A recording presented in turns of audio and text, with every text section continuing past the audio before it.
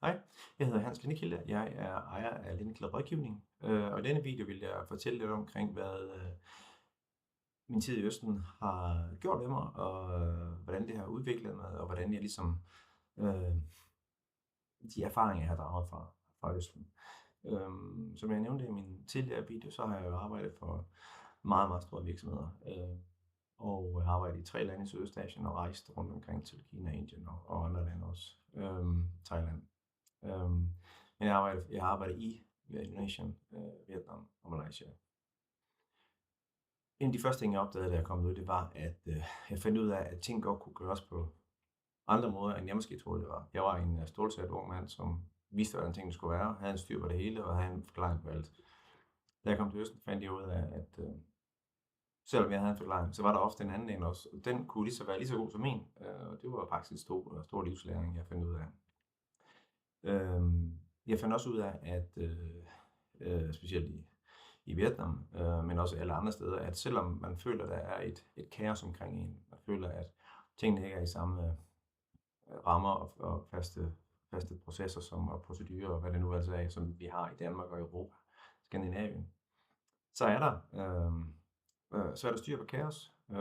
I Vietnam har man en god måde at kigge det på. Det vil være, at man skal over en vej, og når man skal over vejen, så kan man ikke, fordi det er fyldt med lastbiler, der er fyldt med primært scooter, og lidt biler, lidt lastbiler og lidt busser. Det man gør, det er, at man stiller sig på den ene side, kigger til venstre, fordi trafikken kommer fra venstre, og så går man stille og roligt over vejen. Og i det man gør det, så flyder trafikken forbi en sådan her. Og det er en ud af kroppen oplevelse første gang, man gør det. Men det er måden, det fungerer på. Og selvfølgelig, hvis der kommer en stor bus, så skal man lige tage sig ekstra i agt og se, hvad den nu vil. Og så agerer man ud for det.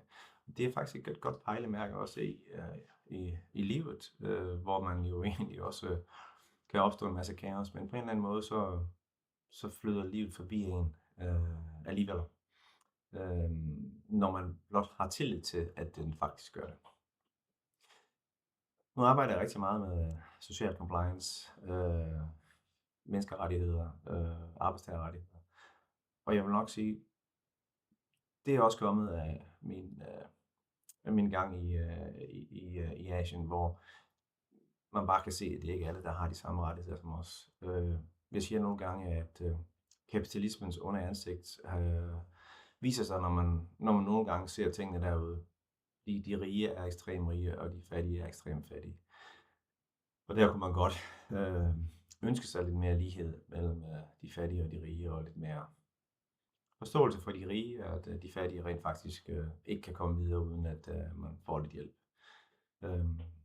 Så jeg betaler gerne min skat i Danmark, fordi jeg ved, at den for det meste går til ting, som er okay. Og selvfølgelig er der ting, som man kunne se, kunne gøres anderledes, men generelt så synes jeg, at det er en god måde, at vi gør det på her. Så det kæmper jeg for, og det arbejder for i mit virksomhed, det er mit why, for at jeg gør de ting, som jeg gør. Tak fordi du lyttede med, og have en god dag derude.